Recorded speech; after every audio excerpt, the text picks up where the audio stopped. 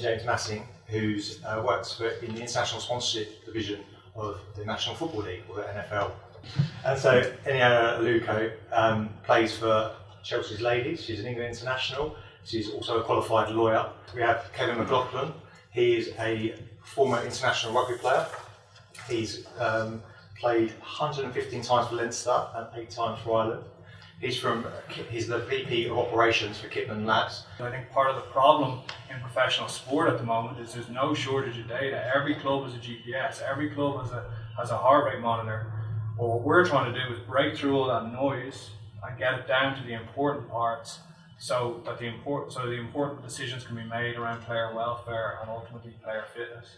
I mean, you look at soccer alone in the Premiership, a 20% increase in the cost of injuries, which is absolutely phenomenal considering the investment that's been made in sports science. The relevance now is very important at Chelsea. So now, for instance, I wear a GPS in training to measure my high speed runs. I'm a forward, so it's very relevant to my position. So all my high speed runs are measured, my distance covered is measured, my heart rate is measured, and that's it. And that helps to prevent injury. So she uses that information to say, right, on a training session tomorrow, the players will be doing 10 sprints rather than doing 10 any, you do 6. So it helps my loading, it helps my performance, and it's from an injury prevention point of view. But for me, you know, football is there's so many variables in football. You know, how do you measure how much I want to beat Arsenal on a Sunday afternoon? That could be the difference between me winning and losing. My passion and my drive to beat that left back or that centre half and score a goal. You can't measure that. But if I'm being selected on the basis of, you know, how many sprints I did as opposed to another player, that then becomes a problem. So I think it's just, for me, it's always been a cultural thing dependent on the manager. And it can be quite intrusive when everything down to the colour of your urine is being tested. So I think it's for players it's quite difficult, but you have to get used to it because it's part of the game now. So we've got lots of players starting to use virtual reality from a performance perspective. I'm obviously interested in it from a commercial perspective. How can we bring the fans closer to our sport? But from a performance perspective, we had Kirk Cousins, who's the quarterback from the Washington Redskins. He was in London a few months ago, and he was talking about, as a quarterback, he now wears VR on the training field, and he's using VR to watch plays in a game. So it kind of puts him in real life. You can see, you know, the defense coming towards him, and it's enabled him, because his head's moving all the time, rather than staring at a screen and, you know, watching a game back from a TV angle, he can actually immerse himself back into that position and carry out the plays. So lots more teams are starting to use that from a performance perspective. GPS monitoring, I think they have like tags at the back of the net. Tags on the jerseys, and then there's 3 or 4 kind of GPS monitors around the stadium.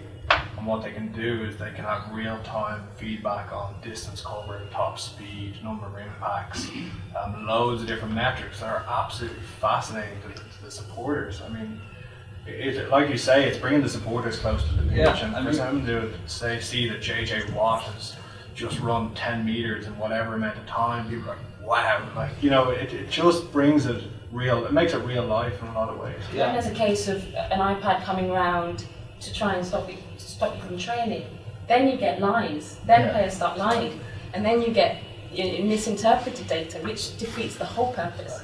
So I think it's very important for all practitioners to educate the purpose of why, you know, at Chelsea we know it's all about injury prevention. It's not about selection, it's not about digging people out, it's not about saying you ran more than her.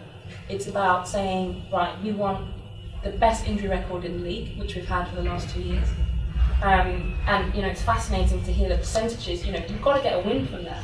You know, from what you do, you've got to be able to say, right, we are having an effect. At the end of the day, sport is like, I don't know, what, 70-80% mental, like, so if you don't have the mental toughness, you're getting nowhere. But the science part is important, but there's a place for both. I genuinely believe I think that's what I was alluding to earlier when I said, you know, there's certain things stats just can't measure.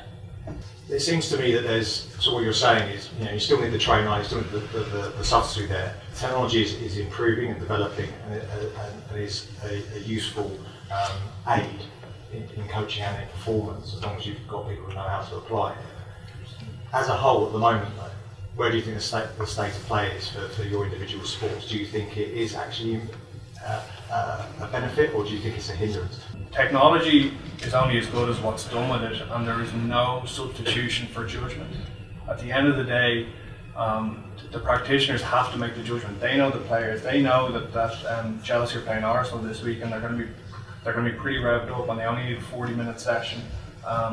They understand their players. They know, okay, that guy's hamstring or that girl's hamstring is a little bit tight, but I know she is not going to get injured, but she never gets injured. Whereas with someone else that is very injury prone, I'm not going to let him train today if I want him to play this weekend. So you've always got the judgment piece, and you're never going to lose that. If the purpose is injury prevention, fantastic. I've had, the 4 years I've been at Chelsea, I think I've spent maybe 2 weeks out of the field because of the culture of periodisation that Chelsea have, in terms of really focusing on the loading that players are having, pulling players out of sessions if it's too much. So I see the huge benefits from that. But I think if a coach is using it for selection purposes, or to sort of dig out certain players, or to make his life easier in terms of selection, then there becomes problems. And just understanding the traditional part of the game, just playing with freedom and not having everything measured. Is it creating a level playing field if Arsenal are using technology and Chelsea are using less technology? Who knows? Is that down to the clubs to decide? Is that a competitive advantage, or should it kind of be standardised across certain leagues?